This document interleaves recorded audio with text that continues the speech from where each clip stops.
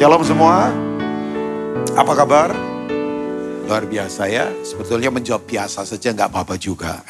Biasa tapi setia, ya kan? Biasa tapi konsisten. Ya, sebab detak jantung kalau luar biasa juga nggak bagus kan sebetulnya ya. Nah, thank you untuk Bipro, ya ada bapak-bapak di sini, ada Bro Heri, ada yang lain. Aprilia mana April? Oh ada ya, oke. Ya, kacamatamu baru jadi saya agak sedikit pangling. Dia mungkin bingung juga tanya saya dijemput di mana. Saya juga belum tahu tadi dijemput di mana. Tapi siang tadi sudah tahu. Jadi ya Handi tadi jemput saya. Ya Bro Handi ya. Jadi dialeknya saya tahu dia bukan orang Jawa. Ya kan saya tahu ya. Oke ternyata Kalimantan. Nah tema hari ini malam ini saya nggak akan keluarin tema adalah lemah lembut. Katakan lemah lembut. Nah lemah lembut itu bukan orangnya lemah. Ya, apalagi lemah gemulai, bukan. Ya, beda. Pria tidak boleh lemah gemulai. Pria itu harus lembut tapi tegas. Nah, orang lemah lembut itu begini, tahu membedakan begini, tahu kapan marah, tahu kapan nggak usah marah.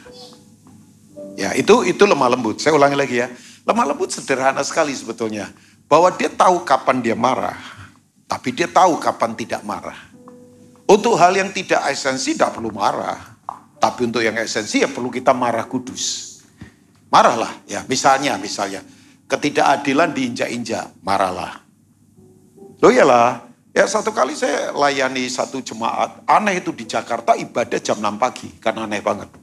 Tapi banyak, nah itu kebanyakan memang itu tuh kelompok bangsawan. Ya, bukan kelompok bangsawan. Kalau bangsawan berarti ini bukan kelompok bangsawan. Kalau bangsawan kan bangsa-bangsa Tangyawan begitu ya. Itu yang nggak bisa bangun pagi. Ini yang datang kebanyakan penjual apalah toko di Pasar Baru, di mana ence-ence, oma-oma, tante-tante ya. Ada yang muda juga yang biasa bangun pagi. Jadi itu gereja panjang. Mungkin ratusan meter kali panjangnya, saya nggak tahu berapa, panjang banget. Model lama itu panjang. Tiba-tiba saya lagi khotbah, ya lumayan nih datang ribuan juga. Pagi loh saya kaget. Saya bilang, gereja karismatik. Saya bilang, Pak aneh loh Pak, jarang di Jakarta ibadah jam 6 pagi kan jarang. Jarang lah di Jakarta. Prime time-nya Jakarta itu biasanya jam 10. Itu biasanya, ya kan? Itu orang ke mall sekalian nanti ibadah, habis itu kemudian makan, minum, biasa begitulah. Di Jakarta kan seringnya begitu karena mungkin izin susah. Nah, saya lagi khotbah enggak tahu kenapa, tiba-tiba listrik mati. Jadi mati, gitu mati. Nah memang dalam hidup kadang-kala ada hal yang kita tidak bisa kendalikan kan. Kayak saya persiapan di Surabaya begini, tiba-tiba misalnya gak jadi, bisa saja. Makanya saya selalu tumpang tangan di jadwal saya, Tuhan batalkan dengan segala caramu yang kau tidak mau dan membuat saya jadi salah motivasi. Ini doa pendeta loh. Jadi saya kalau jadwal begitu tuh, salah satu buat saya pagar menjaga saya punya hati tetap benar, ya belum perfect, kadang masih ada licik-liciknya juga lah saya. Jujur lah, kita kan kadang-kala suka begitu ya, ada trik-trik tertentu. Karena kadang-kala begitu, yang tahu saya lah. Ya tapi bukan kemudian saya nipu orang sampai ratusan juta, miliar. Enggak lah, wajah begini kayaknya enggak punya kekuatan untuk ke sana ya. Enggak lah. Tapi begini, Bapak Ibu, begitu kemudian lampu mati. Di Jakarta, di daerah kota lampu mati kan aneh. Aneh kan, jarang lah. Ya kalau saya ke pedalaman seringkali lampu mati udah biasa. Ya memang nggak ada lampu. Ya jadi ya biasalah hal begitu ya. Tapi begini, begitu mati. Nah gereja itu punya genset. Gede gensetnya. Saya nggak tahu berapa. Kapasitasnya besar. Tapi dinyalakan nggak bisa. Karena kurang latihan. Ya kan, makanya hidup kalau nggak pernah latihan, ya itu sudah nggak bisa nggak bisa berfungsi. Jadi nggak pernah dilatih, maksudnya nggak pernah dinyalakan, nggak pernah dirawat. Karena pikir di Jakarta Pak, nggak mungkin lah lampu mati, bayangkan. Apalagi kalau di daerah Jakarta Pusat sampai BEJ lampu mati, oh itu nasional terganggu itu. Ya iya dong, kan teman saya juga salah satu supporternya BEJ. Jadi dia paling panik itu kalau tiba-tiba sistem IT-nya kacau balau. Waduh stresnya luar biasa. Ini Indonesia dan dunia kan saham kan.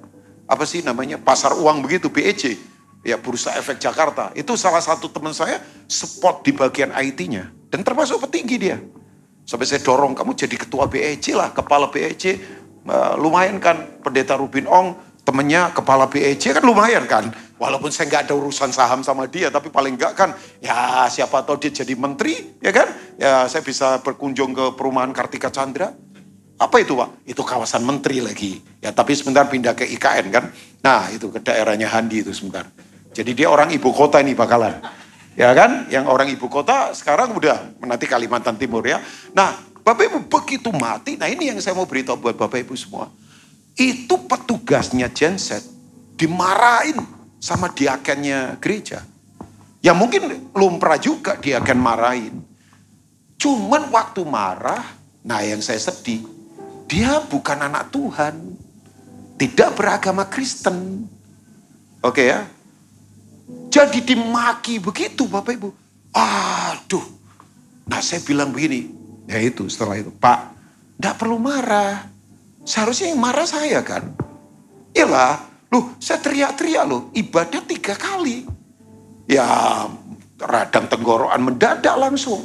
Ya. Tapi saya bilang gini, Pak, Bapak itu marah kalau orang miskin diinjak-injak. Kalau korupsi merajalela. Nah marah. Bapak marahlah sama setan. Kalau orang belum percaya Tuhan Yesus pada mati. Nah itu harus marah. Nah yang begini, gak usah marah lah. Tegur boleh, tegur aja. Kenapa kok kamu gak rawat? Kan boleh, wong memang dia kerja di situ. Tapi jangan marah-marah dimaki. Dia makin pahit, makin tutup hati. Kan 1 jiwa bertobat, kerajaan Allah bersuka cita. Amin kan? Aduh kurang yakin ini aminnya. Loh, nah marahlah pada yang esensi begitu. Yang aksesoris gak usah marah lah. Ngapain marah yang begituan? Nah orang lembut hati, saya memberitahu begini, ini hal biasa. Itu tahu kapan marah, untuk apa dia marah. Tahu kapan dia tidak usah marah. Untuk apa yang dia tidak perlu marah. Nah, itu orang lembut hati. Makanya orang yang lembut hati itu selalu punya itu. Kelembutan tapi tegas, ketegasannya lembut. Nah banyak kita kan begini. Sama orang tegas, sama prinsip lembut. Orang rendah hati, lembut hati nggak begitu. Dia sama orang lembut tapi sama prinsip tegas. Sorry ya, orang kalau sama orang tegas tapi sama prinsip lembut, oh pasti penjilat. Asli. Udah, enggak usah didefinisikan macam-macam. Enggak perlu karunia kenabian, enggak usah mengundang nabi untuk menafsirkan itu. Karena orang lembut hati itu begitu. Dia tegas pada prinsip, tapi dia lembut pada manusia. Tuh, iya. Nah, kelembutan hati itu bukan apa sih? Bukan lemah. Saya ngomong begini supaya, lemah. Coba nanti baca Bilangan 12. Musa itu orang yang lembut hati. Coba bicara nanti, baca Matius pasal 11. Yesus tuh berkata, aku ini rendah hati dan lemah lembut. Apakah mereka pribadi ini orang-orang lemah? Oh tidak. Iyalah. Ya begitu ada jual beli di bait Allah, dia cambuk semuanya. Dia bongkar. Dia kemudian marah begitu luar biasa. Dia berkata, rumah Bapakku jangan dijadikan tempat untuk jual beli. Nah itu. Tapi Yesus ketika wanita berdosa di John chapter 8, ya, waktu kemudian dituding-tuding dia berkata, siapa yang lahir tidak pernah berbuat dosa? Dia berhak lempari wanita itu dengan batu. Ya, pergi semua. Dan tahu ya, yang pergi dimulai dari yang tua. Kenapa kok yang tua dulu yang pergi? Sebab makin tua, makin akeh dosane. Apalagi tidak bertobat. Ya kan, baca saja Yohanes 8. Jadi makin tua, makin banyak dosanya. Kalau dia tidak bertobat. Diikuti yang muda, yang tua dulu yang malu. Ya, tapi kemudian waktu Yesus kemudian lihat wanita ini, ya ampun, kayaknya pertanyaannya kan kalau orang nyerang kekristenan kok, Tuhan kamu kok tanya begini, wanita, di mana mereka semua? Tidak perlu pakai karunia ketuhanannya, maksudnya tidak perlu pakai kuasa dia Tuhan, dia tahu semua pergi. Kenapa kok dia berkata, women, di mana mereka? Karena dia menghargai. Orang membuka dialog itu berarti menghargai. Loh, orang kalau tidak menghargai, tidak mau membuka dialog. Makanya orang itu kalau nggak rasa satu level, susah ngomong. Makanya orang kalau rasa kaya, rasa sombong, itu susah ngomong sama orang yang dia rasa di bawahnya dia. Nggak mungkin nyambung. Pasti komunikasinya berantakan. Saya nggak ngomong asal jeplak loh ini. Tapi orang yang komunikasinya lahir dari pengertian. Iya dong, kalau saudara menganggap orang lain itu lebih rendah dari saudara, saudara tidak mau berkomunikasi pasti. Tapi kalau saudara menghargai orang lain, saudara akan paling semangat berkomunikasi. Ya, saya belajar sama siapapun membangun komunikasi semangat. Nah, kemudian ketemu orang kaya gimana, ketemu orang biasa menyepelekan, nggak begitu. Enggak lah. Nah itu lemah. Oh iyalah, coba ini kan kita ada di dunia yang memang ya ampun, ini kelemah lembutan penting. Nah, sekali lagi ya, makanya betul. Rendah ketegasan, lembut tinggi, rendah ketegasan, kelembutannya tinggi. Biasanya lahir anak-anak gampang. Pokoknya di keluarga ya, kalau papa atau mama itu kelembutannya tinggi, ketegasannya rendah, pasti anak-anak itu jadi anak-anak manja, anak manja. Tapi kalau orang ketegasannya tinggi, kelembutannya rendah, pasti anak-anaknya jadi pemberontak. Itu main backstreet. Wah, apa-apa dimarahin, apa-apa dimarahin, tidak pernah dihargai. Pasti main belakang.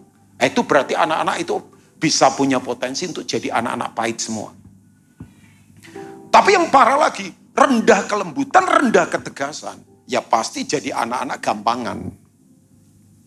Gampangan pasti, gampangan. Tapi coba kalau tinggi ketegasan, tinggi kelembutan, pasti jadi anak-anak ilahi. Nah, makanya orang lemah lembut, saya dari tadi ulang begini, jangan dipikir lemah, bukan. Nah, oke.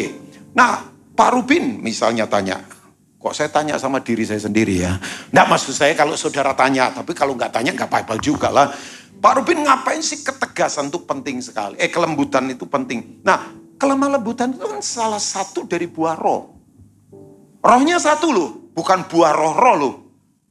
Jadi buah roh itu kayak begini. Saya dari tadi googling nggak ketemu-ketemu. Ya enak ya, sekarang kan eranya media. Ada satu buah, saya lupa di daerah Amerika Latin atau apa. Nanti googling saja. Karena saya dari tadi cari nggak ketemu-ketemu. Malah ketemunya rujak yang enak, campurannya ini. Ketemunya, lah padahal saya suka rujak kan. Ya kasih saya rujak, saya nggak akan tolak. Apalagi rujak yang enak, saya akan terima. Sebab itu buat saya kayak emas itu. Ya oke. Nah Surabaya rujaknya enak, apalagi pasar Atom. Wih itu. Ya saya lama nggak ke sana ya. Ya bolehlah nanti. Nah Bapak Ibu gini, coba. Oke. Ada satu buah aneh. Itu buah itu kalau digigit ada beberapa rasa. Jadi bisa kayak rasa mangga, kayak rasa orange, kayak rasa apa gitu. Pokoknya ada itu buah itu. Saya tadi cari nggak ketemu. Sekian tahun yang lalu saya pernah ada di catatan saya nggak tahu kok hilang. Ya mau saya cari catatan saya banyak itu catatannya ribuan mungkin materi saya. Jadi kalau digigit itu buah bisa ada rasa mangga, bisa kayak ada orange. Ya durian sih kayaknya enggak, di sana enggak ada durian itu. Amerika Latin Pak. Jadi itu. Nah buah roh itu begitu. Ini berasal dari Roh Kudus. Tapi ada 9. Itu ada di Galatia. Nanti baca saja.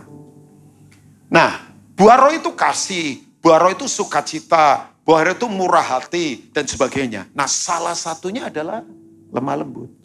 Nah kata lemah lembut itu berasal dari kata dasar praos. Dari kata itu muncul kata protes. Bukan protes loh. Bukan suka demo-demo, bukan. Kata protes atau dari kata praos itu keren itu arti. Tahu nggak artinya apa? Orang yang bisa menjinakkan semua keliaran yang ada di dalam, ditrain kemudian hidupnya itu bisa useful, dipakai berguna. Repeat again ya, saya ulang lagi. Bahwa orang yang lemah lembut itu begini. Dia mampu menjinakkan semua keliaran-keliaran di dalam. Di dalam kita itu kan sejak manusia jatuh dalam dosa banyak keliaran. Keliaran seks, keliaran duit, keliaran makan, keliaran apa saja. Oh iya. Termasuk yang khotbah ini. Saya juga punya keliaran. Ya semua. Udah saya aja lah. Nanti kalau saya tuding-tuding semua di sini marah kan. Saya nanti dicegat gak bisa pulang kan susah juga. Ya tapi ada my brother Harry bisa bantuin saya untuk pulang lah ya. Enggak, maksud saya begini. Semua Pak, iya kan? Iya. Kelihatannya kayaknya alim-alim begini. Sebab yang saya khawatir kan orang banyak jaim tapi brutal. Tapi ada yang brutal tapi ternyata kudus. Ada yang jaim, ternyata najis. Ada juga, tapi yang parah, udah brutal, najis lagi. Nah itu ya. Tapi kan kita jangan ukur orang dari, ada yang kalem-kalem. Wah, tapi nafsunya ternyata ngeri. Ada yang kelihatannya tenang-tenang. Ternyata psikopat juga. Psikopat gak harus bunuh orang lah. Tapi liar, pikirannya jahat melulu. Oh iya, bisa saja. Kita jangan tertipu begitu. Nah, orang yang lemah lembut itu begini. Mampu mentrain semua kelemahannya untuk kemudian dipakai jadi berguna. Kalau saya kasih gambaran, nih gambaran ya. Ya berharap sih bisa menangkap gambaran ini. Kayak ada koboi. Berarti kalau koboi di mana nih? Ya, di Bromo ya ada koboi juga lah ya. Nggak penunggang kuda kan katanya koboi Bromo. Jangan di Texas lah bro, terlalu jauh, tiketnya mahal lagi ya. Atau di mana lah, di mana? Pasuruan ada nggak? Ya, kuda ada. Oh kalau kuda adanya di Sumba. Sumba ya, yang pernah ke Sumba ya pasti tahu. Nah begini, ada kuda liar. Bayangkan kuda liar dari hutan yang tidak pernah dipakai. Wih, begitu kemudian coba awal ditangkap, ditrain kayak apa? Wah, jungkrak, nggak karu-karuan. Udah, wah pokoknya liarnya minta ampun. Itu orang yang menungganginya pertama kali. Yang expert pasti juga terpelanting bisa. Dia pasti naik turun kayak naik roller coaster begitu kan. Kadang dia terpelanting. Tapi lama-lama dikasih kekang di mulutnya. Ditrain, kadang-kala perlu ditabok sedikit. Lama-lama akan jadi kuda yang berguna. Buat ngangkut barang, buat ngangkut manusia. Lah, kelemah lembutan itu begitu. Ya, nah pertanyaan saya. Saya tadi kan sudah bilang apa, mengapa, bagaimana. Apa lemah lembut, mengapa kita harus lemah lembut, bagaimana kita lemah lembut. Udah, khotbah kalau apa, mengapa, bagaimana. Sudah selesai. Saya tadi baru apanya. Sekarang, mengapa lemah lembut penting. Yang mau lemah lembut katakan amin. Wah, gak niat ini berarti ya udah. Aku balik aja habis ini padahal ini persiapannya lama. Oke, enggak lah, bercanda saja. Saya tetap akan khotbah, saya diundang ke sini bukan untuk menari, untuk berkhotbah. Ya kan? Oke. Nah, coba kita lihat Aprilia sudah kasih saya contekan bagus banget. Matthew chapter 5 verse 5. Matius 5 ayat yang kelima. Kayaknya iya ya. Coba lihat. Kamu lemah lembut banget ya mainnya bagus ya.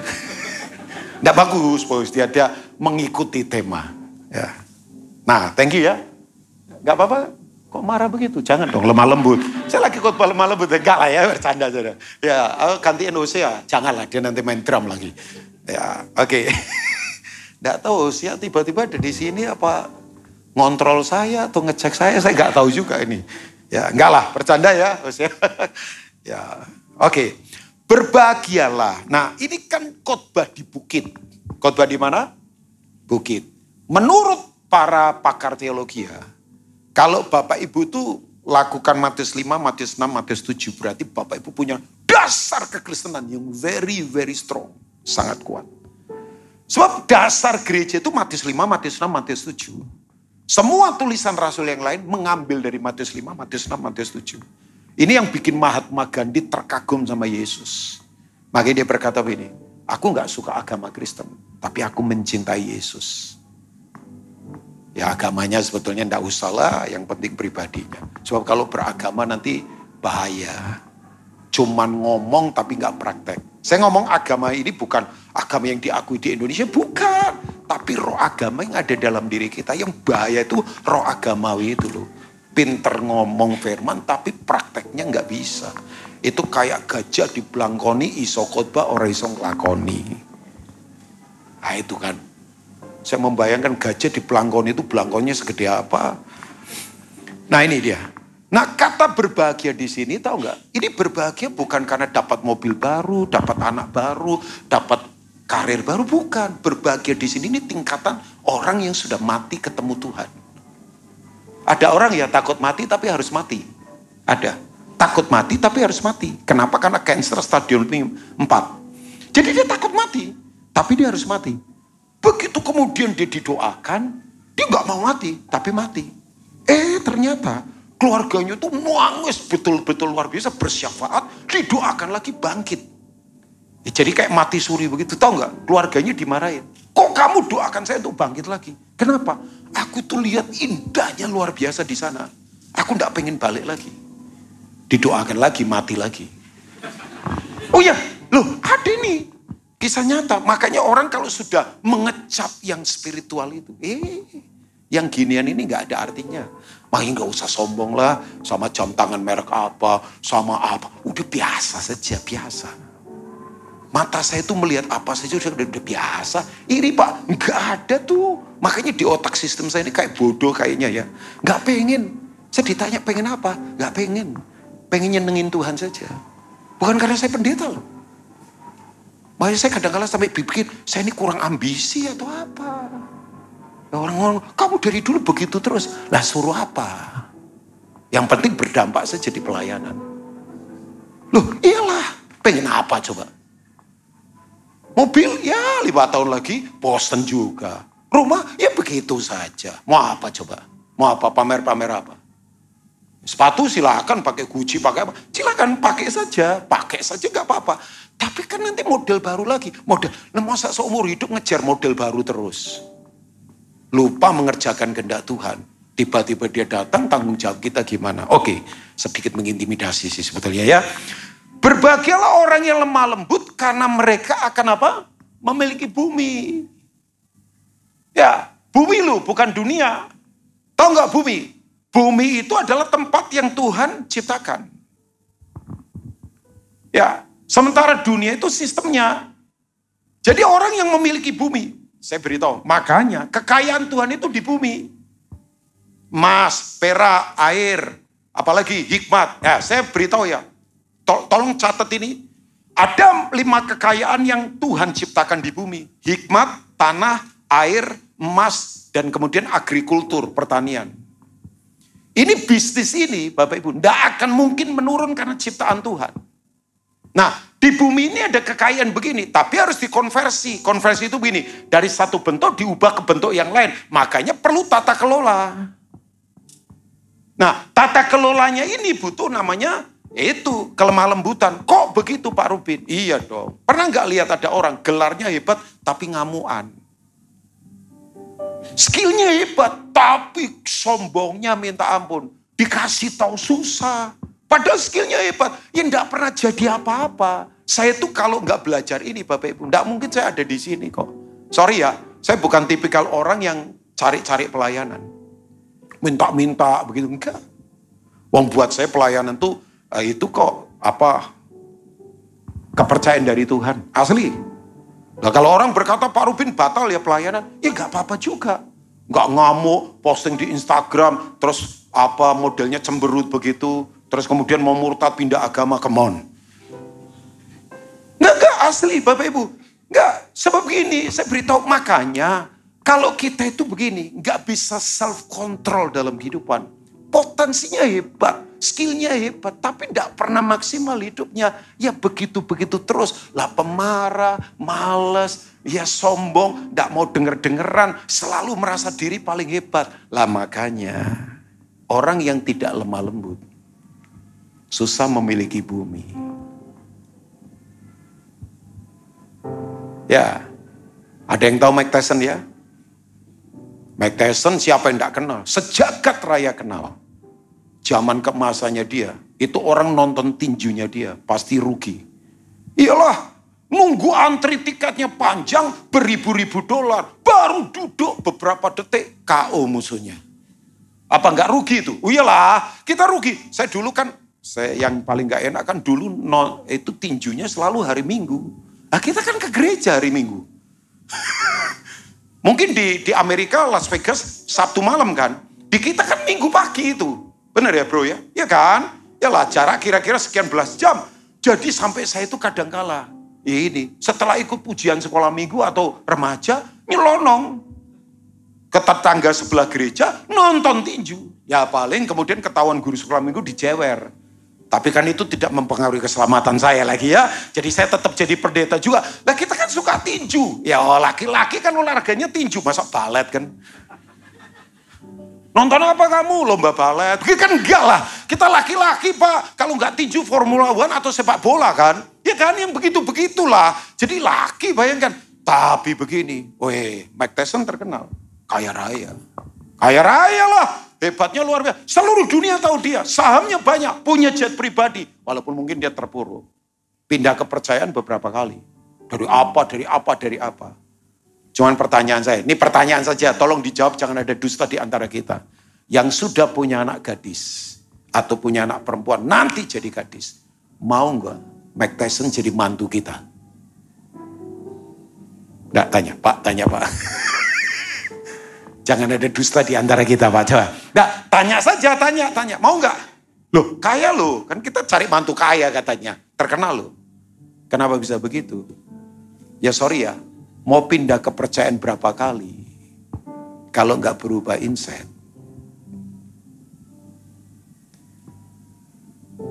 Dan lemah lembut itu kan buah roh. Katakan buah roh. Makanya keintiman dengan Roh Kudus. Itu nggak bisa diganggu-gugat.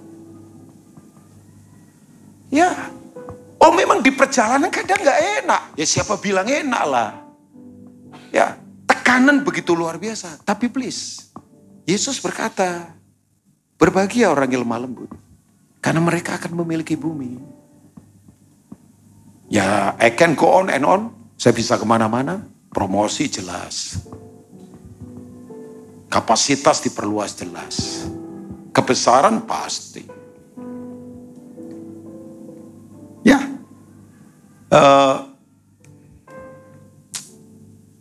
Nggak tahu tiba-tiba muncul nama orang ini. Saya punya teman. Ya kalian juga punya teman lah ya. Ya, tapi orang ini menurut saya, aduh, sampai hari ini polosnya minta ampun. Sangat polos.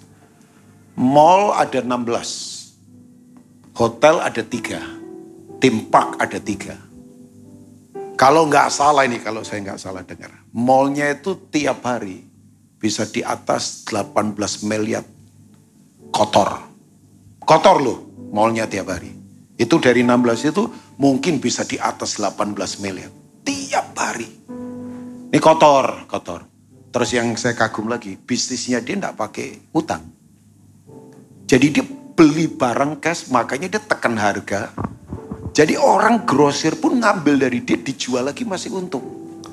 Jadi kalau ada supermarket yang terkenal, diskon misalnya berapa persen lah. Kalau barang-barang supermarket berapa persen sih? Ya nggak mungkin lebih dari 3%, mungkin 2% atau berapa ya. Tetap masih kalah murah sama dia. Padahal saya beritahu, dia hanya lulusan SMP. Pegawai kira-kira sekarang di atas 2000-an. Total semuanya. Dan yang saya kaget lagi tahu nggak, manajer-manajernya dia itu mantan-mantan security, satpam-satpam itu yang setia sama dia. Dia bikin sistem, dia bilang begini sama saya enggak cari orang pinter Pak, saya cari orang jujur saja. Yang penting sistemnya benar. Udah. Ya, sahabat baik saya, sahabat. Dia sekarang lagi nanam durian, musangking.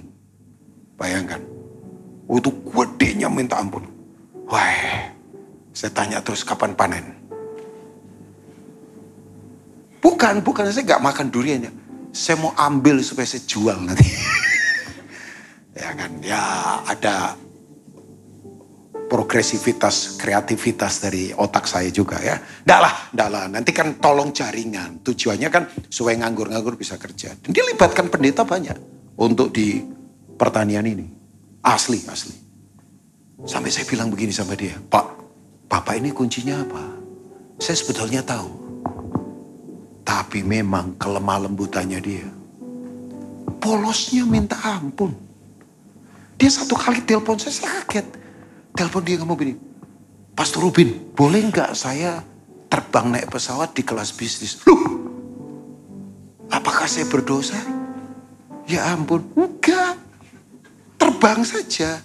Bapak berdosa, thank you. Kalau nanti naik kelas bisnis, diposting di Instagram. Terus di bawahnya ada tulisan lagi, tiada yang mustahil bagi orang percaya. Nah itu. Ya memang dari dulu tiada mustahil bagi orang percaya. Masa tiada mustahil? Kan ada itu pendeta buka garasi, ada Ferrarinya tulisannya di bawah. Memang tiada mustahil buat orang percaya sebab Tuhan besar bahwasanya untuk selama-lamanya kasih setianya. Come on!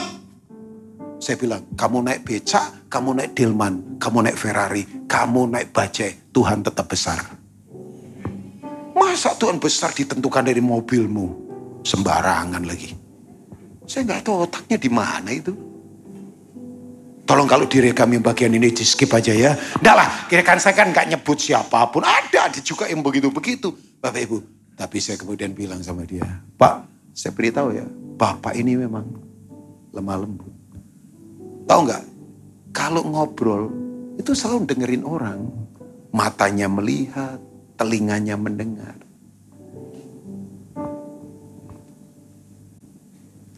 Betul. Sekali lagi ya, bumi milik Tuhan.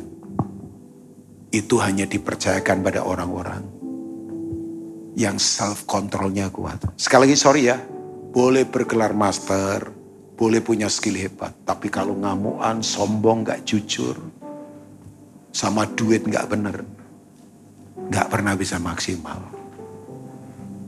Yang emosional, saya to the point ya, cowok kebanyakan masalahnya ada di sini. Ngamuan, berpikir pendek, apa-apa tendang apa, please, jangan. Jangan. Makanya Roh Kudus turun itu bukan hanya untuk kita melakukan sesuatu. Roh Kudus itu turun untuk mengubahkan kita dari dalam dulu. Untuk kita menjadi sesuatu. Saya ulangi, Roh Kudus itu turun bukan hanya untuk kita demonstrasi. Tumbang orang-orang tumbang, tengking setan-setan keluar. Oke lah, tengking kemudian susuk pada terbang. Boleh lah, itu kan power, dunamos. Tapi yang utama, kitanya berubah.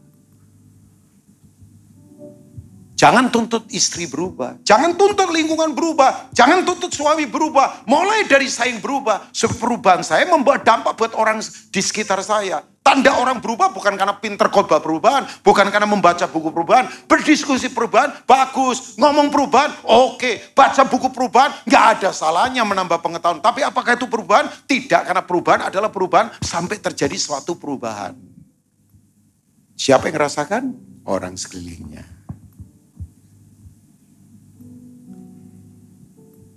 Udah saya ngomong praktis saja. Orang lemah lembut itu selalu.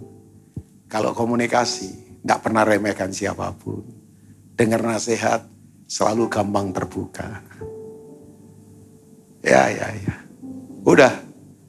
Yang berikutnya lagi. Mengapa kelemah lembutan penting? Karena begini. Yuk ke Yakobus 1 ayat 21. Ini yang kasih ayat April semua loh, bukan saya. Ya saya tahu saya April juga mungkin dari siapa ini? Kayaknya tim. Ya. Ini. Masih mau lemah lembut? Loh agak goyah kayaknya. Ya harus dong. Jangan cuma masih. Harus dong. Katakan harus dong. Jadi yang kedua, kelemah lembutan itu, ini sikap hati yang begini. Gak cuma terima firman. Tapi dia melakukannya. Keren ya? Ya. Coba, ada perumpamaan dasar yang Yesus katakan. Katakan perumpamaan dasar, yaitu tentang penabur yang menabur benih. Ada 4 ciri tanah, 1 pinggir jalan. Nah ternyata bagiannya setan itu aja, 25%. Dimakan burung. Tapi 75% itu soal respon kita. Sebenarnya itu juga respon kita. Makanya dengar firman, jangan gak fokus. Nanti dicuri. Saya itu ya siapapun yang bicara. Saya dari dulu. Saya punya catatan. Saya paling suka ngetik. Kayak sekarang ngetik. Tapi kadang saya masih suka nyatet. Ya bukan berarti yang gak nyatet gak rohani. Bukan. Ini saya itu latih dari dulu terus begitu. Mungkin karena saya orang gak pinter kali ya. Ya dulu kan asupan gizi kurang. Mungkin. Karena mama saya ngomong, kamu itu memang gak pernah. Dulu begitu lahir sekian bulan saja minum susu. Itu pun SGM. SGM itu ya susu lama kan itu ya. Ya kalau orang tahu SGM berarti lahir memang udah tua sekali itu lahirnya lama ya. Sekarang kan saya gak tahu susu apa lagi yang ada lah. Tapi begini, kamu itu minum teh paling suka. Teh. Makanya saya itu penggemar teh sampai hari ini. Ya, kecil banyak makan kangkung karena papa saya tanam kangkung. Dia lamar, mama saya pakai uang kangkung, nikah pakai uang kangkung. Makanya anaknya anak kangkung katanya ya. Kata papa saya. Tapi ya karena hikmat Tuhan. Nah saya beritahu, orang kalau menerima firman dan melakukan kelemah lembutan. Nanti ini dia, hikmatnya itu tak tertandingi. Coba kita lihat ya. Sebab itu buanglah segala sesuatu yang kotor dan kejahatan yang begitu banyak itu. Dan terimalah dengan apa? Lemah lembut. Firman yang tertanam dalam hatimu, yang berkuasa menyelamatkan jiwamu. Nah, konsep keselamatan itu bukan hanya soal masuk surga.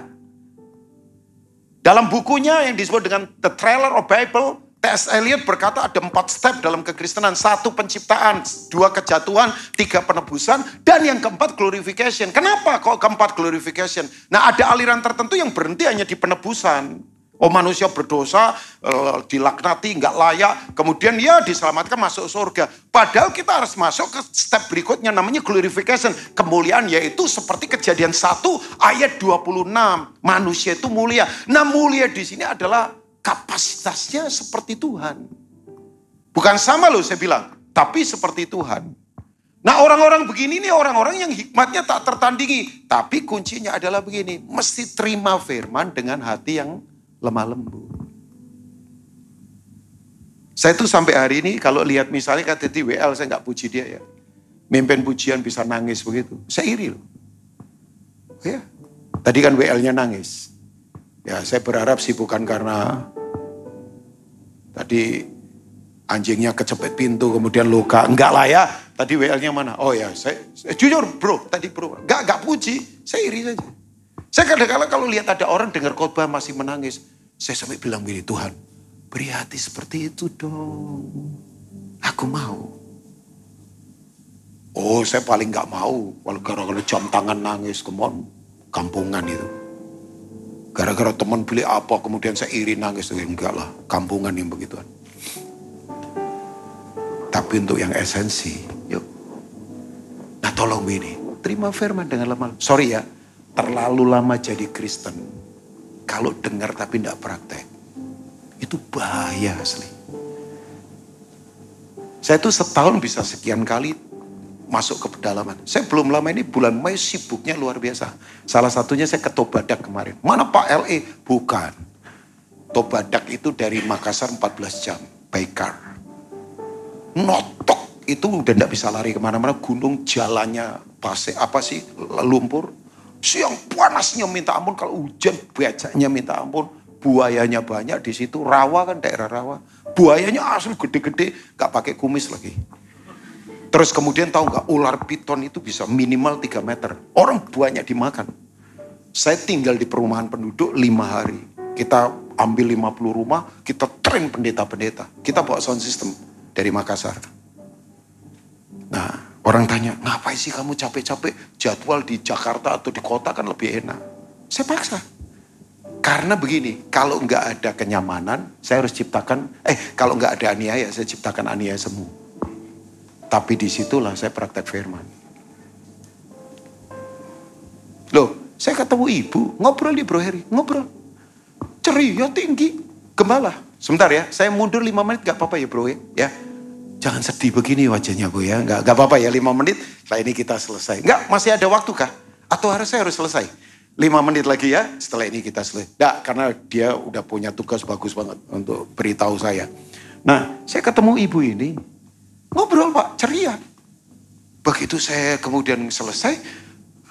Anak tim kita, Kak Rubin gak tahu dia. Ya gak tahu siapa. Kak Rubin Oktober kemarin. Dia itu pelayanan sama suami sama 2 anak. Jalan berkelok-kelok, mungkin lampu kurang bagus motornya. Nyemplung jurang. Suami dan 2 anaknya langsung mati di tempat. Oktober kemarin. Jadi belum ada setahun.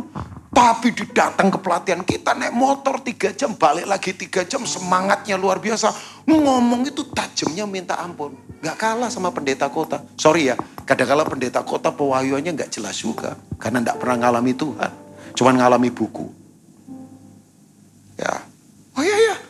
Saya langsung kejar dia di kerumunan orang. Saya agak sedikit nabrak beberapa orang. Sampai orang ngomong, ini kok pendeta nabrak-nabrak saya, kenapa? Saya kejar karena takut dia hilang. Dia saya cuma bilang, Bu, ibu melayani saya loh. Hikmat ibu tajam.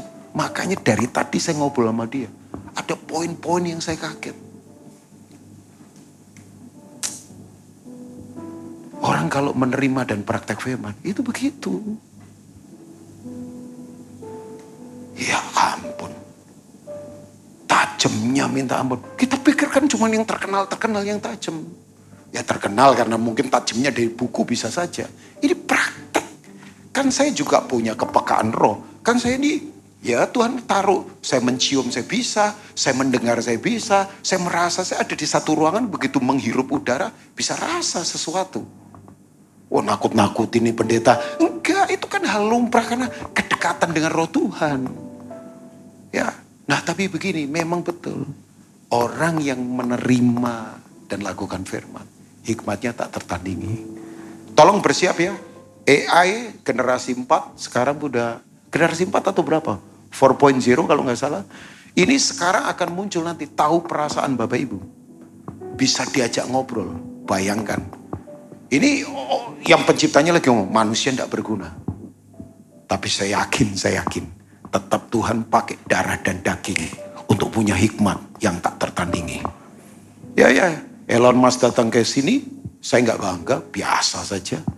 Ya kalau di Jawa namanya Mas Elon kan sebetulnya ya. Tapi saya beritahu buat Bapak Ibu semua, oh iya, coba. Saya sampai berkata, yuk come on, be pro, yang kreatif dong, be pro. Jangan jadi konsumen terus, be pro, yuk. Ya, saya dorong. Orang yang punya kelemah lembutan terima firman, hikmatnya tak tertandingi. Ada banyak ide kreatif, ada banyak kreativitas yang datangnya dari Tuhan. Dan itu akan jadi berkat. Saya selesai dengan yang berikutnya. After that kita akan berdoa. Coba lihat Efesus pasal yang Efesus? Yakobus 3 ayat 13. Udah, kita sebentar selesai. Jadi terima firman, baca nanti Amsal 4. Firman harus diperhatikan, katakan diperhatikan. Firman harus dilihat dengan mata, kenapa? Imajinasi. Makanya mata kalau penuh firman tajam. Yang dilihat bukan yang apa-apa begitu, tajam matanya. Ya. Nah, ayat yang ke-13. Ini konteksnya tentang lidah sebetulnya. Lidah itu api katanya Yakobus. Bukan seperti api loh, api. Karena lidah itu kecil tapi bisa membakar hutan. Kayak api itu begitu ya. Nah, Alkitab berkata, yuk baca sama-sama Bipro 2-3. Siapakah di antara kamu yang bijak dan berbudi? Baiklah ia dengan cara hidup yang baik menyatakan perbuatannya oleh hikmat yang lahir dari apa? Kelemah lembutan. Yang setuju katakan amin. Jadi begini, orang yang penuh hikmat ternyata. Hikmat itu apa sih? Berasal dari kata Sofia, nggak pakai lajubah. Sofia itu begini, ide dasar pemikiran yang kuat. Orang berhikmat itu kapan diam dia diam, kapan dia bicara dia bicara. Orang yang berhikmat itu selalu begini, ada di waktu yang tepat, di tempat yang tepat, strateginya tepat, ngomongnya tepat, ketemu orang-orang yang tepat, melakukan yang tepat, hasilnya tepat, dan Tuhan dipermuliakan. Siapa yang bikin itu?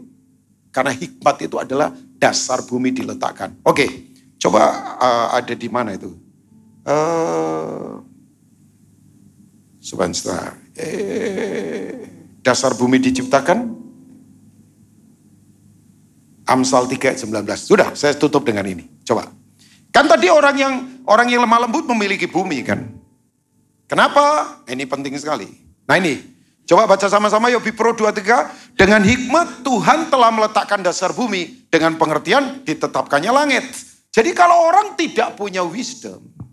Wisdom tidak lahir dari Universitas Ubaya misalnya. Bolehlah kuliah di Ubaya, raih gelar yang tertinggi. Bukan ini soal lulusan UI. Makanya bodoh pinter bukan soal gelar. Bodoh pinter itu soal karakter. Saya tadi sudah ngomong, bergelar hebat-hebat kalau sombong, terikat narkoba, rehabilitasi, ya nothing semua. Orang yang berhikmat itu kemampuan pengelolaannya hebat. Tata kelolanya. Katakan tata kelola. Semua yang tidak punya tata kelola, ngeri. Makanya betul, saya meyakini banget, gak tahu. Saya selesai ya. Bahwa ini, hidup bukan soal fasilitas. Hidup soal tata kelola. Bolehlah punya fasilitas, tapi kalau gak punya tata kelola, ya buat apa? Yang parah, sudah gak ada fasilitas, gak ada tata kelola. Nah itu mesti menangis kan. Tapi begini, kalau kita punya hikmat, memang berbeda. Karena bumi diciptakan, dasarnya adalah apa? Hikmat. Tahu nggak hikmat itu apa? Loh, hikmat apa? Saya nggak akan selesai kalau nggak ada yang menjawab. Ya, jawaban salah tidak mempengaruhi keselamatan. Hikmat apa? Loh, aduh, bahaya nih. Hikmat ini apa? Takut akan Tuhan. Takut akan Tuhan itu apa? Karepmu pendeta? Janganlah. Hikmat itu apa? Takut akan Tuhan. Takut akan Tuhan itu apa? Ya dibolak-balik aja. Hikmat takut Tuhan itu hikmat. Ya sami mawon. Hikmat itu apa? Takut akan Tuhan. Takut akan Tuhan itu apa? Pola hidup. Takut akan Tuhan itu suci. Takut akan Tuhan itu peramah. Takut akan Tuhan itu pendamai. Takut akan Tuhan itu apa? Tidak munafik. Semua orang berhikmat selalu menyerang kedagingan. Tidak pernah tidak. Hikmat itu apa? Takut akan Tuhan. Takut akan Tuhan itu apa? Pola hidup. Pola hidup yang selalu menyerang kedagingan. Tapi mengerjakan kehendak Tuhan. Udah selesai. Tuhan memberkati. Ya. Pulang tempat ini. Ya. Belum selesai.